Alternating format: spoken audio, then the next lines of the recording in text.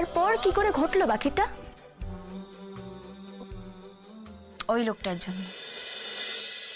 ওর নাম অনুভব চ্যাটার্জি। বিয়ের পরে আমি কলকাতায় তাদের বাড়িতেই আশ্রিতা হিসেবে ছিলাম।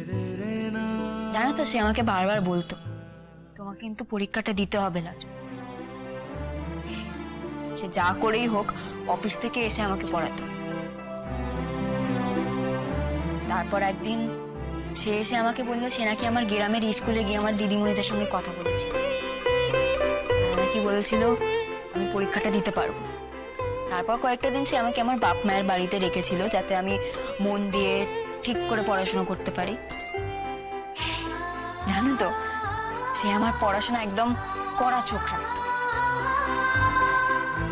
আমি একটুও ফাঁকি দিলে সে আমাকে খুব বকতো।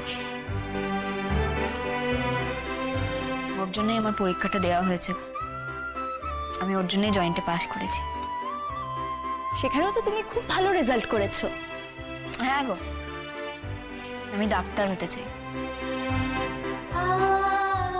ওই লোকটাই আমাকে জোর করে পরীক্ষাতে বসিয়েছিল। সে আমাকে বারবার বলতো আমার ডাক্তার হওয়া উচিত। আমি ঠিক করেছি, আমি ডাক্তারই হব।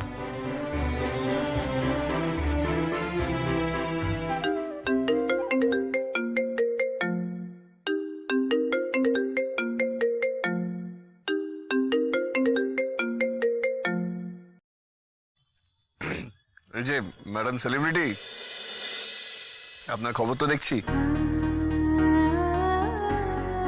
আজকাল নিউজ চ্যানেলে পাওয়া যাচ্ছে।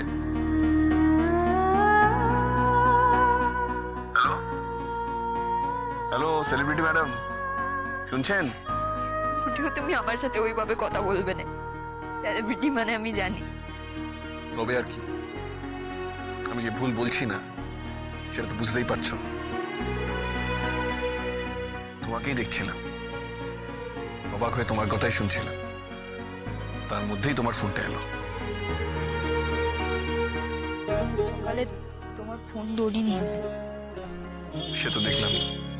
তুমি ঠাম্মিকে দিয়ে ফোন না করালে আমি জানতুমই নে যে আজ রেজাল্ট বেরিয়েছে। যাক, জেনেছো তো শেষ অব্দি। অভিনন্দন ফাইটার,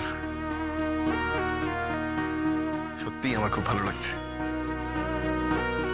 অমনি করে বলবে না। কেন? তুমি ফাইটার নও? কত ফ্রন্টে তুমি কত ভাবে ফাইট করেছো,